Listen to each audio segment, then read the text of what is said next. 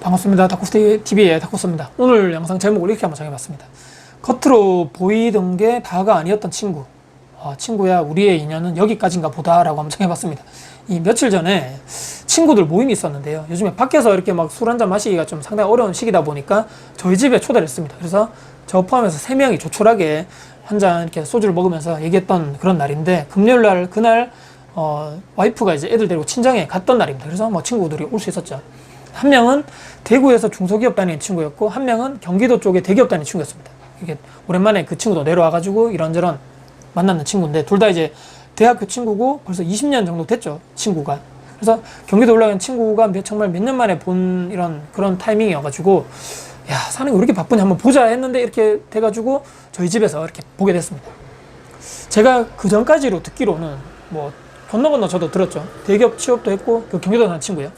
연봉도 좋고, 그래서 이 친구, 이 회사 다니는 쪽이 IT 쪽이라서 다행히도 그렇게 다른 업종보다는 경기를 많이 타지 않는구나. 또 영구직이다 보니까 회사 내에서도 안정된 입지, 결혼도 잘했고, 아이도 지금 애가 2명인데 행복하게 잘 살고 있다고 전해 들었고, 최근에 또 차를 바꿨는데, 와, 벤츠 최신 모델이더라고요. 와, 봤는데, 와, 정말 다 가졌다 너는, 이렇게 생각하고 있었는데 오랜만에 봤습니다. 근데 회사 얘기도 하고, 예전 학교 다닐 때 얘기도 하면서, 애들 얘기도 하면서 이런저런 얘기 했었는데, 제가 오늘 이 영상 찍은 이유가 있죠. 이 친구들 만나면 제가 별로 하고 싶지 않은 이런 주제가 있는데, 뭐 제가 투자를 하다 보니까 투자를 하지 않는 친구들 만났으면 전 부동산 얘기를 단 한 번도 하지 않거든요. 근데 먼저 물어보면 이제 하는 편인데, 제가 먼저 하지는 않는 편인데, 제가 또 먼저 하고 싶지 않은 이야기, 부동산하고 또 부동산과 뗄래야 뗄 수 없는 정치 얘기가 나왔습니다, 갑자기.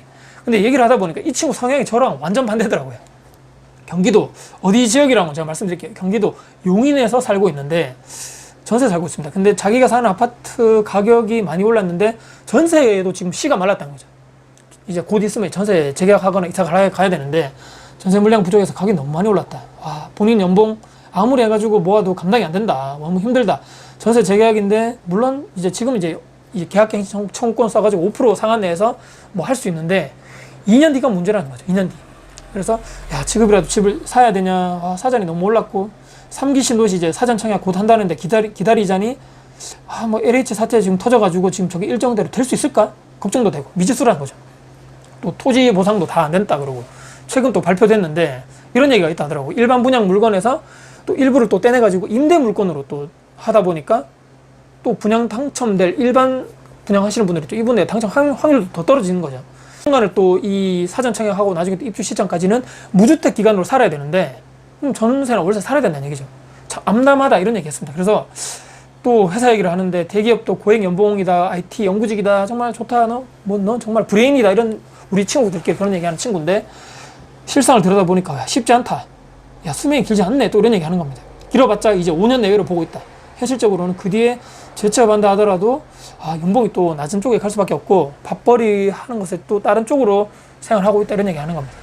여기까지는 평범한 얘기죠. 다 누구나 할 수 있는 얘기인데, 이 뒤에서 전혀 다른 엉뚱한 이 친구의 원인, 이런 문제가 발생된 원인을 엉뚱한 곳에서 나오더라는 얘기입니다. 2017년도 이번 정부 들어와가지고 주구장창 떠들었던 다주택자 투기꾼들, 임대사업자 이 나쁜 적폐 프레임 있죠. 이게 맞다는 거죠.